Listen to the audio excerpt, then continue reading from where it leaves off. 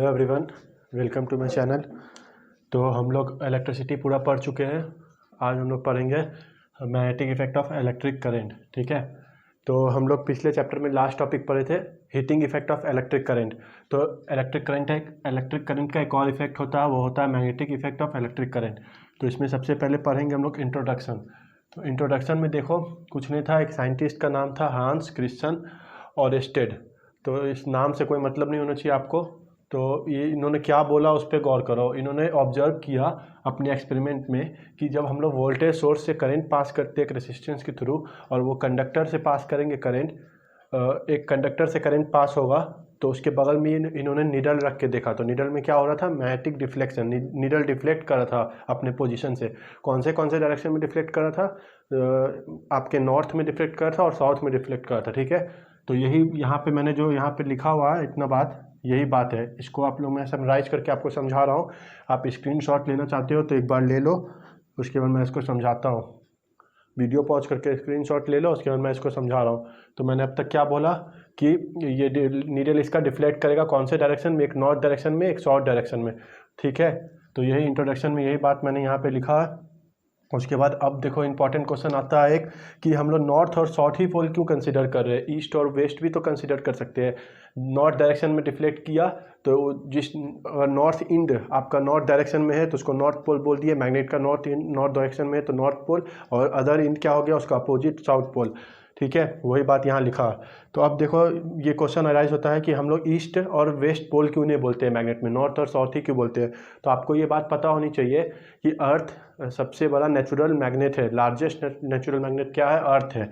तो अर्थ में जब हम लोग देखोगे मैग्नेटिक फील्ड, उसका having magnetic field, one of its pole is very close to geographical north. जब आप लोग ज्योग्राफी में अगर उसका स्ट्रक्चर देखोगे अर्थ का, तो अर्थ का स्ट्रक्चर कुछ ऐसा रहेगा। जैसे मान लो ये कुछ अर्थ है ओवल टाइप का, थोड़ा परफेक्टली सर्कल तो नहीं था, तो यहाँ कहीं नॉर्थ साउथ पोल होते हैं। तो ज्योग्राफिकल स्ट्रक्चर जब देखा जाता है तो इसका magnetic field very close to कुछ इस टाइप से आता है, ऐसे ऐसे वेरी क्लोज टू नॉर्थ आता है। तो इसको हम लोग अप्रॉक्सीमेटली क्या कंसीडर कर लेते हैं, नॉर्थ पोल। ठीक है, तो एक नॉर्थ हुआ तो उसका ये तो जायज़ सी बात है कि उसका अपोजिट दूसरा क्या होगा, साउथ होगा।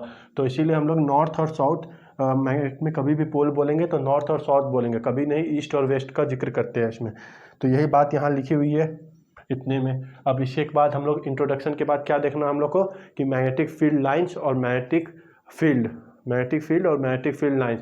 देखो ये जो चैप्टर है बहुत इंपॉर्टेंट चैप्टर है, फ्यूचर तक आपको काम आएगा। आगे तक आप लोग कुछ भी स्ट्रीम चूज करोगे, इलेक्ट्रिकल और इलेक्ट्रॉनिक्स वाले जो भी स्टूडेंट है, जो मतलब बीटेक इलेक्ट्रिकल और इलेक्ट्रॉनिक्स से करना चाहते हैं, वो तो इस चैप्टर को एकदम मतलब पक्के से पढ़ो, इस चैप्टर को हल्के में मत लो। ठीक है, तो मैं इसको इरेज कर रहा हूँ। उसके बाद मिलते हैं आप लोग को मैग्नेटिक फील्ड लाइंस और मैग्नेटिक फील्ड के साथ।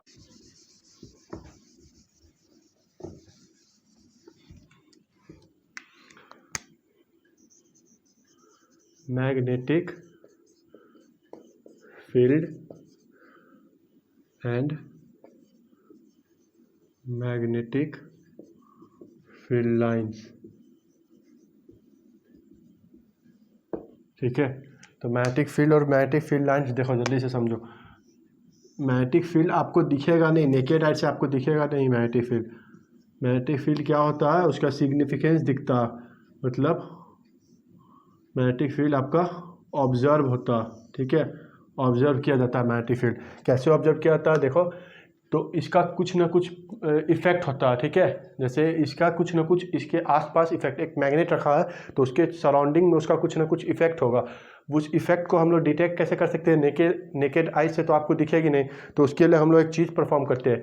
कोई भी आयरन का रॉड उसके नज़दीक में लेके आओगे तो कुछ दूर से ला रहे हो, मान लो इधर लाए, ऐसे कुछ दूर से ला रहे हो, तो किसी एक सर्टेन पॉइंट के बाद वो उसको छोड़ दोगे आप अपने आप, तो अपने आप अट्रैक्शन होगा उसके, या तो अट्रैक्शन या रिपल्सन। वो इस बात पे डिपेंड करेगा कि पोल्स कौन सा। जैसे मान लो लाइक पोल आ गए, लाइक पोल तो रिपेल कर देगा, और अनलाइक आए तो अनलाइक पोल अट्रैक्ट। ठीक है, तो इस बात पे डिपेंड करेगा। तो मैंने क्या बोला कि मान लो ये सराउंडिंग है इसका मैग्नेटिक का, मैग्नेट का ये सराउंडिंग है, ठीक है। मैं यहाँ से आयरन पीस लेके आ रहा हूँ, तो यहाँ तक तो मेरे को फोर्स करना पड़ रहा, फोर्स इस पर देना पड़ रहा है। यहाँ आते ही जैसे मैं इसको छोड़ूंगा तो ये अपने आप अट्रैक्ट हो जाएगा मैग्नेट से। तो मुझे समझ में आ जाएगा कि इस पॉइंट के अंदर इसका एक इफेक्ट है, मैग्नेट का एक इफेक्ट है। उसी इफेक्ट को क्या बोलते हैं हम लोग? मैग्नेटिक फील्ड, ठीक है। इसको आप अपने भाषा में कन्वर्ट करके लिख लेना, ठीक है। तो मैं बस मेन मोटो समझो क्या होता है मैग्नेटिक फील्ड, ठीक है। तो फोर्स एक्सर्शन जब जैसे होने लगा जिस पॉइंट के बाद आयरन पीस पे, उस सराउंडिंग उस रीजन को हम लोग मैग्नेटिक फील्ड बोलते हैं, ठीक है। और मैग्नेटिक फील्ड लाइंस क्या होगा कि जिस डायरेक्शन में ये मूव कर रहा है, क्या आपका आयरन पीस जिस डायरेक्शन में मूव कर रहा है उसी डायरेक्शन के अलाउंग मैग्नेटिक फील्ड लाइन हो जाता है।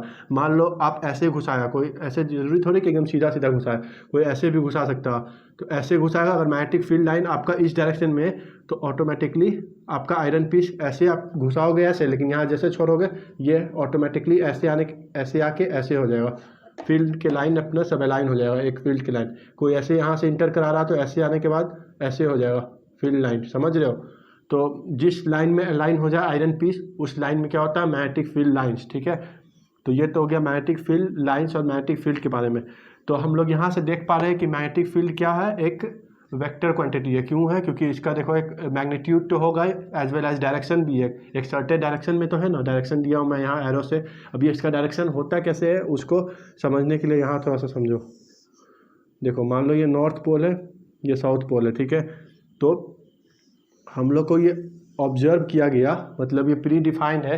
कन्वेंशनली हम लोग को ये पता चला कि नॉर्थ से निकल के साउथ की तरफ जाता है क्या? मैग्नेटिक फील्ड लाइंस नॉर्थ से साउथ की तरफ, मैग्नेट के बाहर, नॉर्थ टू साउथ, आउटसाइड, और south to north, inside magnet. Inside इसका डायरेक्शन कैसे होता है? साउथ से नॉर्थ की तरफ, ऐसे, ठीक है, ऐसे।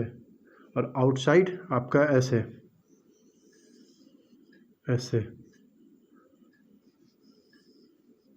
ठीक है। तो ये क्या हम लोग समझ रहे हैं इससे कि एक क्लोज लूप फॉर्म कर रहा। ऐसे देखो यहाँ एक क्लोज लूप फॉर्म कर रहा है, इसमें आपको ब्रेक दिख रहा हो लेकिन एक्चुअली ब्रेक होता नहीं है, ऐसे अटैच रहता। तो ये क्लोज लूप एक फॉर्म करता, क्लोज लूप, ठीक है। तो मैग्नेटिक फील्ड लाइंस क्या होता है? क्लोज लूप फॉर्म करता। और इससे एक चीज़ और हम लोग समझ जाएंगे कि मान लो मैग्नेटिक फील्ड लाइंस दो लूप कभी क्रॉस नहीं कर सकते। जैसे ये दोनों लूप है ना, तो ये ऐसे क्रॉस नहीं करेंगे। मान लो कोई ऐसे बना दिया बच्चा, ऐसे, ठीक है। तो ये गलत हो जाएगा आपका। जान के मैं दूसरे कलर से दिखा रहा हूँ ताकि आपको समझा पाऊँ। देखो यहाँ पे मैं फिर से बनाता हूँ, एक लूप ऐसे है और सेकेंड लूप कोई बच्चा ऐसे बना दिया बाय मिस्टेक, ऐसे। तो इस पॉइंट को पकड़ो, इस पॉइंट पे देखो टेंजेंट कहाँ है? इस डायरेक्शन से आप देख रहे हो, ऐसे है इसका डायरेक्शन। तो ब्लू वाले का देखो पहले आप, ब्लू वाले का टेंजेंट कहाँ है? ऐसे टेंजेंट परपेंडिकुलर इस पे ऐसे। और आपका ब्लैक वाले का टेंजेंट कैसे होगा? ऐसे आ रहे हो इस पॉइंट पे, ऐसे यहाँ, ठीक है। समझे मैं क्या बोला? देखो यहाँ पे ऐसे आया, इसका टेंजेंट ब्लू वाले का यहाँ और इसका टेंजेंट यहाँ इस साइड।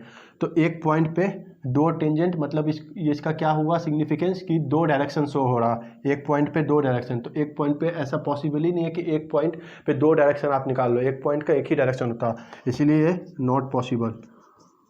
इसीलिए मैग्नेटिक फील्ड लाइंस कभी भी ओवरलैप नहीं करती है, कभी भी एक दूसरे को कट नहीं करती है, ठीक है। हाँ, तो कुछ प्रॉपर्टीज़ है देखो मैग्नेटिक फील्ड लाइंस की।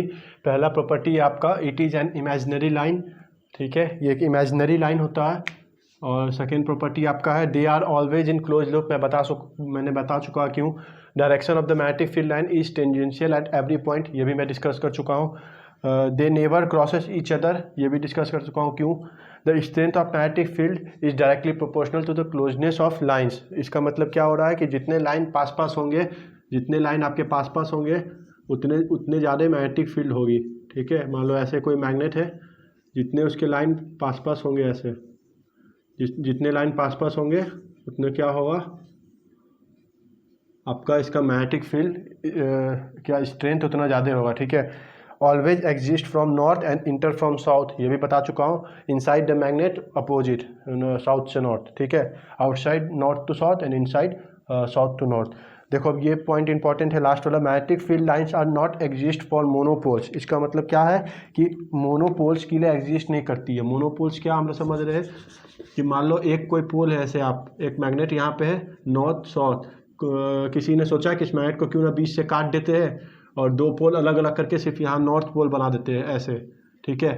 तो ये पॉसिबल नहीं है। नॉर्थ पोल बना दोगे आप तो इसका मैग्नेटिक फील्ड को क्लोज लूप चाहिए कवर होने के लिए, तो क्या होता है कि ऑटोमेटिकली नॉर्थ पोल के अपोजिट एक साउथ पोल जनरेट हो जाता है। और ये मैग्नेट ऐसे कटा हुआ था, देखो आपने काटा था ऐसे साउथ, तो यहाँ पे नॉर्थ जनरेट हो जाएगा, समझे। और ये अपना एक फील्ड बना लेगा अलग, समझ गए बात को। ऐसे अपना एक फील्ड बन जाएगा इनका,